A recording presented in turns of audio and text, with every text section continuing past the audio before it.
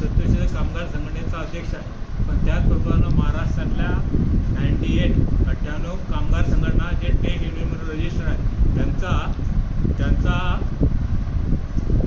त्यांचा हे महाराष्ट्र राज्य बांधकाम कामगार स्वतंत्र कृती समिती आहे. त्या समितीच्या वतीनं आम्ही 2024 पासून महाराष्ट्रातल्या कामगारांना ज्या समस्या आहेत त्या समस्या सोडवण्यासाठी वेळोवेळी शासनाच्या तिन्ही यंत्रणेशी म्हणजे एक कामगार आयुक्त, दुसरं प्रधान सचिव आणि इमारत कामगारांचे जे मेन सचिव आणि अधिकारी आहेत कुबार साहेब यांच्याशी वेळोवेळी पत्रव्यवहार करतो. त्यांना भेटण्याची वेळ मागतो, पण ती काही वेळ देत नाही. तरी पण आम्ही पत्रव्यवहार करून कामगारांच्या ज्या समस्या आहेत ते मांडण्याचा प्रयत्न करतो. आमच्याबरोबर आज जवळजवळ 7 जिल्ह्यातले लोक इथं आलेले आहेत. आपलं 26 जिल्ह्यामध्ये पूर्ण नेटवर्क आहे. ज्या ज्या जिल्ह्यात जे कामगार काम करतात ते कामगार सर्व संघटना आपल्यासोबत काम करतात आणि स्थानिक पातळीवर ज्या कामगारांची नावनोंदणी होते, नावनोंदणी झाल्यावर त्याला वेळेवर कार्ड भेटत नाही, लाभ भेटत नाही, याच्यावर आपल्या कामगार संघटना आवाज उचलतात. जिथं जर प्रश्न प्रेमानं चर्चा करून सोडला जात नाही तिथं जन आंदोलन होते आणि जन आंदोलन झाल्यानंतर तिच्या चर्चा होते आणि आश्वासन मिळते. 10 प्रश्नापैकी 2 प्रश्न तातडीने सोडवले जातात आणि बाकीचे प्रश्नावर आपण नंतर करू असं आश्वासन दिलं जाते. पण मार्ग त्याच्यातून काढला जातो पण चर्चा केल्यानंतर.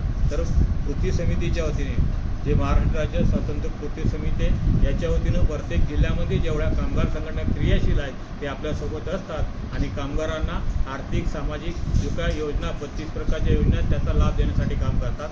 आता जी सध्या आजची जी पत्रकार परिषद दिली त्याचा मुख्य उद्देश होता की जे 14 कल्याणकारी योजनेमधून जे शिक्षणाचा निधी देणाऱ्या योजना आहेत ते बंद करण्यात आल्या. त्याच्याबद्दल कोणाची तक्रार नव्हती. पहिले ते 9वीपर्यंत जो निधी भेटत होता तो या शासनाने बंद केला.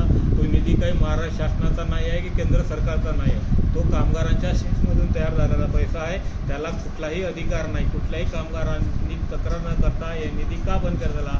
त्याच्याऐवजी ते ज्या कामगारांच्या मुलांना सहाय्यनिधी देणार होते ते आता त्याच्या बदल्यात त्यांना साहित्य देणार आहेत. ज्या साहित्याचा त्या कामगारांना काही उपयोग होणार नाही, कारण मुलांना शिक्षण घेण्यासाठी जे आर्थिक सहाय्य पाहिजे ते रोख रक्कममध्ये यांना भेटणार होतं, पण रोख रक्कम देत असताना यांना कमिशन भेटणार आहे म्हणून ते बंद करून ते वस्तू स्वरूप देण्याचं त्यांचा अति हे त्यासाठी ही योजना बंद केली. म्हणून आपण महाराष्ट्रातल्या सर्व संघटना याच्या विरोधात आवाज उठवतो. समितीमध्ये मधुकांत पतारे नाहीत, बरेच चेहरे नाहीत, मग समिती कशी पात्रिया एकेकाळी मुंबईमध्ये सर्वात मोठी संघटना चालवते की ते निर्मला निकेतन कॉलेजमध्ये होते.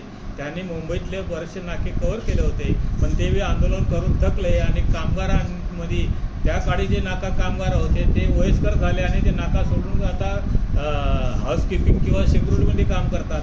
मग त्यामुळे ते संघटना आता थोडं थांबलेलं आहे. त्यांची जागा दुसऱ्या कामगार संघटनेने घेतली. प्रत्येक नाक्यावर नवीन चेहरे तयार येतात, नवीन संघटना तयार होतात आणि ते आंदोलन करतात. ते आंदोलन करत असताना अशा सर्व आंदोलनकारांना एकत्र केलं म्हणून हे स्वतंत्र कृती समिती आहे. याच्यामध्ये एक कामगार समिती आहे. त्या समितीबद्दल वेगवेगळ्या प्रकारचे हे लोक होते.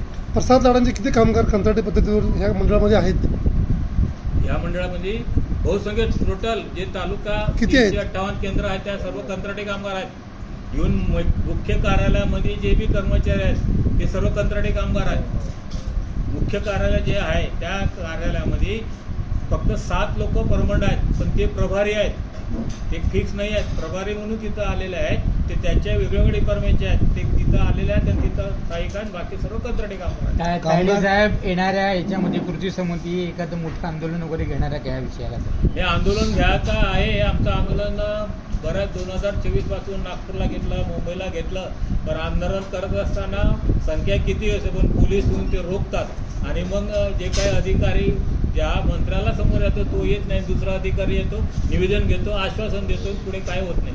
तरी आम्ही सतत त्यांच्याशी चर्चा करून याच्यातून संवाद साधून प्रश्न सोडवायचा प्रयत्न करतो, कारण कामगारांना न्याय भेटला पाहिजे. जर संघर्ष एकत्र आला तर न्याय भेटणार नाही. सर, कामगार कल्याणकारी मंडळामध्ये पैशांचा जो गैरवापर होतोय या संदर्भात पण आपण परिषदेत बोललेलो आहात आणि मुख्यमंत्री देखील यामध्ये कुठेतरी हस्तक्षेप करत आहेत. या मंडळाच्या पैशाकडे लक्ष आहे त्यांचं, या संदर्भात पण आपण बोलला त्याबद्दल पण. तर मी हे काही बोलत नाही. सभागृहामध्ये गेल्या अधिवेशनमध्ये या अधिवेशनात 22 आमदारांनी प्रश्न विचारले. सभागृहामध्ये कामगार मंत्र्यांना प्रश्न विचारले होते. त्या प्रश्नाचं उत्तर कामगार मंत्र्यांनी सरळ दिलं नाही. विचार करून माहिती घेऊन सांगितलं होतं. त्यावेळेस पण दक्षता समिती झाला, अभिमन्यू पवार आणि बरेचशा आमदाराचं नाव घेऊ शकत नाही मी आता, त्यांनी आंदोलन की साहेब दक्षता समितीचं काय झालं, बरोबर, भांडे वाटपाचं काय झालं, हे प्रश्न विचारले होते ना सभागृहामध्ये. त्यावेळेस कामगार मंत्र्याने त्यांना सांगलं की माहिती घेतो आणि सांगतो. पुढे काय झालं, दुसऱ्या अधिवेशनमध्ये कामगार मंत्री आकाश फुंडकरांची भूमिका काय आहे या मंडळाबद्दल? आकाश फुंडकर साहेब फक्त आश्वासन देतात, अंमलबजावणी करत नाही. त्यांच्याच मतदारसंघामध्ये मोठ्या प्रमाणात बोगस नाव नोंदणी होते. आता हे आम्ही बोललो तर आरोप होईल, पण तिथले जे वस्तुस्थिती आहे की त्याच्या आता जर पोर्टलवर जर तुम्ही ऑनलाईन नाव नोंदणी केली तर तुम्हाला ऑप्शन येते जवळचं केंद्र निवडवा. ऑप्शन काय येते, जवळचं केंद्र नोंदवा, जवळचं केंद्र नोंदवा. तर आम्ही ज्या त्या केंद्राचा ॲड्रेस घेत होतो ते भाजपचं कार्यालय निघतं. त्याच्या विरुद्ध जर आंदोलन केलं तर तुम्हाला तिथं जाती व्यवस्था आणि पक्षाचं राजकारण घेऊन मग आम्हाला टार्गेट केलं जातं. किंवा आमच्या जे कार्यकर्ते आहेत ते ग्रामीण भागात अनेक असे घटना घडलेल्या आहेत की ज्या कामगार नेत्यांनी असा प्रश्न विचारला त्याच्यावर हमले झाले. परिषदेच्या माध्यमातून आपण